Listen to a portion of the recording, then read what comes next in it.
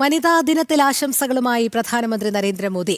വികസിത ഭാരതത്തിന്റെ കരുത്ത് സ്ത്രീകൾ എന്ന് പ്രധാനമന്ത്രിയുടെ എക്സിൽ കുറിച്ചു. സ്ത്രീ ശാക്തീകരണം സർക്കാരിന്റെ മുഖ്യ ലക്ഷ്യം.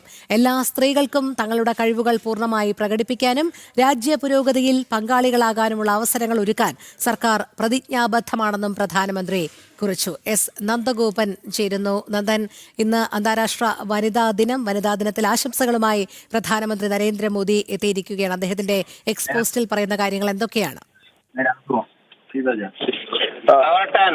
അന്താരാഷ്ട്ര വനിതാ ദിനത്തിൽ രാജ്യത്തെ മുഴുവൻ സ്ത്രീകൾക്കും ആശംസകൾ നേർന്നിരിക്കുകയാണ് പ്രധാനമന്ത്രി നരേന്ദ്രമോദി. ഭാരതത്തിന്റെ പുരോഗതിയിൽ സ്ത്രീകൾ വഹിക്കുന്ന നിർണായക പങ്കിനെ കുറിച്ച് അദ്ദേഹം പ്രകീർത്തിക്കുകയുണ്ടായി.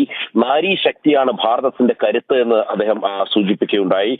നിശ്ചയദാർഢ്യം കൊണ്ടും അതേപോലെ തന്നെ സർഗാത്മക കൊണ്ടും ഓരോ മേഖലയിലും സ്ത്രീകൾ ഭാരതത്തിന്റെ കുതിപ്പിന് കരുത്തേകുന്നു എന്നുള്ളതും അദ്ദേഹം സൂചിപ്പിക്കുകയുണ്ടായി.